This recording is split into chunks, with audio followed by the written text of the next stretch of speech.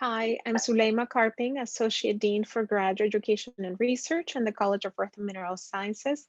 And in the next 10 minutes or so, I'm going to share some basics on project costs, explain facilities and administrative costs, or also referred to as F&A rates, talk about policies and exceptions to recovering F&A, and also answer some frequently asked questions on this topic. Well, first of all, project costs are generally divided into two broad categories: direct costs and indirect costs. Direct costs are costs that can be identified specifically and have a direct benefit to a project. Some examples of direct costs are salaries and fringe benefits for faculty, students, postdocs, laboratory staff that are working on specific research projects. Laboratory supplies can be another example of direct costs. Small equipment of less than $5,000 travel. So those are some examples of tangible direct costs on sponsored projects. On the other hand, indirect costs are costs that cannot be easily identified to a particular sponsored project, but yet are actual infrastructure and operational costs that need to be recovered.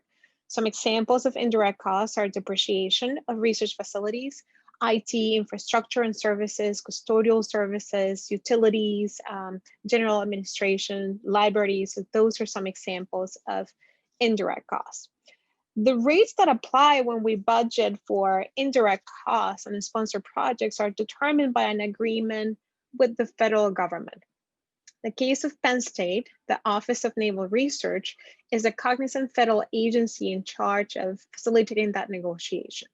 The Office of Sponsor Projects or Programs here at Penn State maintains a website with up-to-date F&A rate information.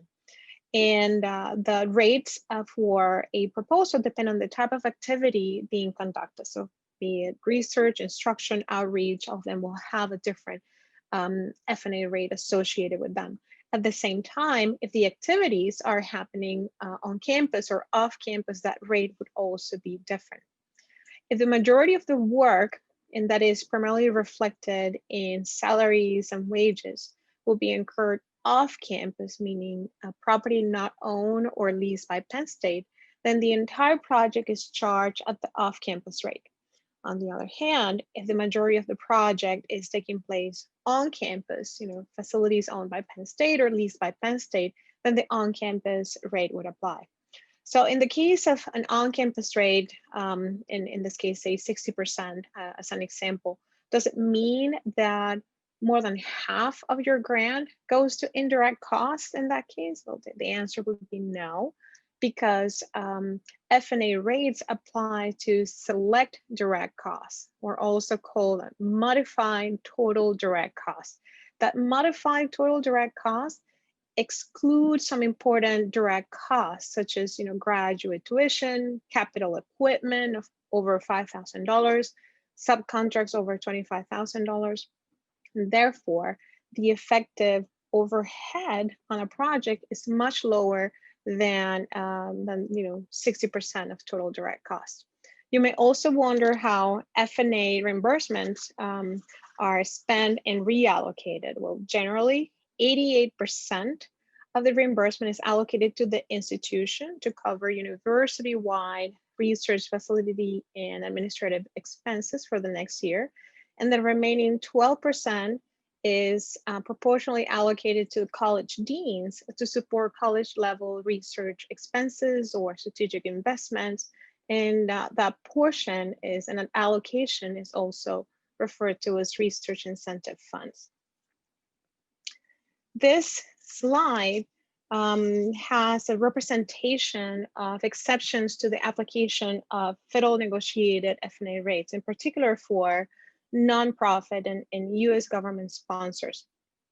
This chart was constructed from information in our policy RA 30 on exceptions to recover full F&A. And in general, what this represents is that all conditions leading to the green boxes do not require approval for an F&A waiver. For example, if a sponsor has published guidelines prohibiting or limiting F&A, then an exception would be okay, an exception to applying the federal negotiated F&A rate. In the absence of published guidelines, exceptions are case specific.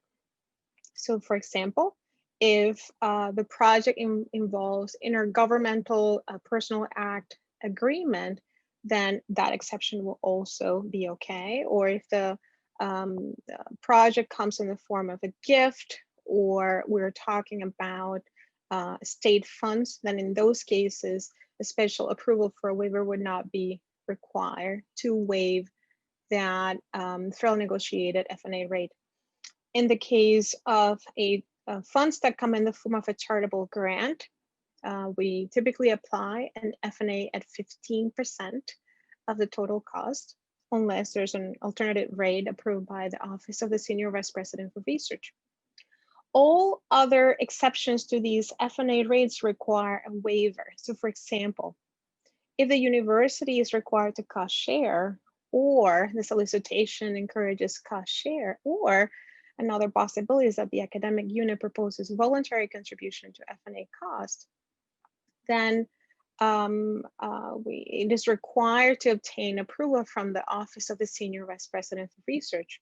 And that approval for a waiver of F&A rate requires a justification and supporting documentation. And part of the support requires approval from my office.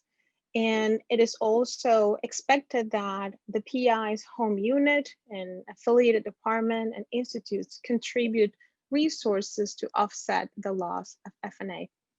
In the absence of clear conditions for an exception, Penn State must request full recovery of F&A.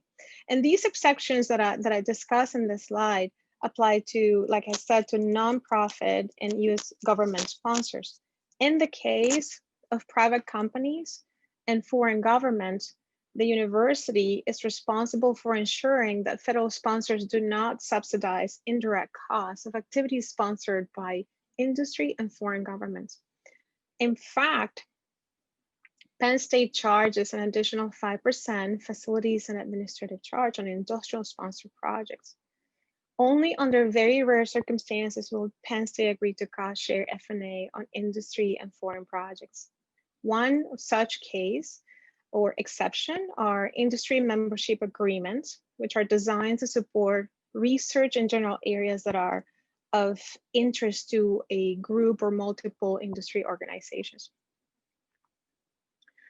As you can see from the information that I've been providing in these slides, different restrictions and incentives apply to different cases. So I'd like to use this information to encourage all PIs to consult with research administration staff at your department level or institute or college level during the early stages of your proposal preparation to make sure that you have a sound and compliant budget in place for your project that also meets the needs of the work to be performed. This slide has links to additional resources referred to in my previous comments. The slides will be available for download. And I'm also including here a list of contact information for personnel in our Office of Graduate Education and Research. And we're welcome to receiving your questions or comments around these topics. Thank you very much.